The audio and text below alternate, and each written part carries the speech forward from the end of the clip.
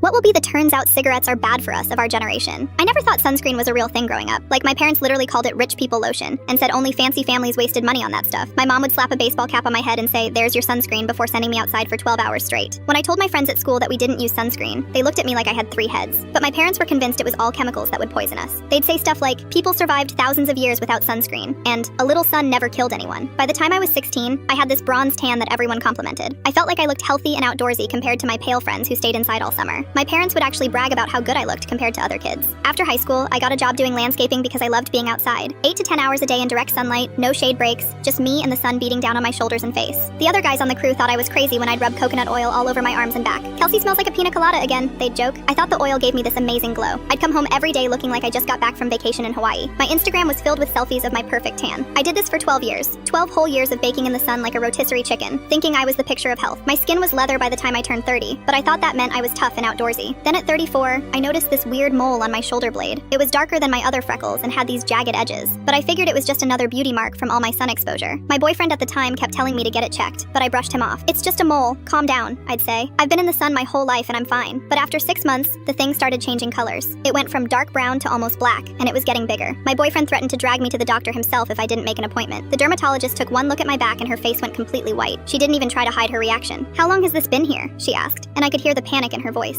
"Maybe 8 months?" I said, suddenly feeling sick to my stomach. She ordered a biopsy that same day. 2 weeks later, she called me personally instead of having a nurse do it. That's when I knew it was bad news. "Kelsey, you have advanced melanoma," she said. "It's already spread to your lymph nodes." I couldn't even process what she was saying. "Cancer?" I was 34 and felt perfectly fine. How could I have cancer? She explained that decades of sun exposure without any protection had basically turned my skin into a ticking time bomb. All those years of coconut oil and thinking I looked healthy had actually been slowly killing me. The next 2 years were a nightmare of surgeries, chemotherapy, and immunotherapy treatments that made me sicker than I'd ever been in my life. I lost my hair, lost 40 pounds, and could barely get out of bed most days. My parents finally admitted they were wrong about sunscreen, but it was way too late. The damage was already done, and my cancer had spread too far for any treatment to really work. Before I died at 37, I recorded a video message for my 8-year-old niece. I told her to wear sunscreen every single day of her life, even when it's cloudy, even when she's just walking to the car. I told her that being pale is beautiful, and that tans aren't worth dying for.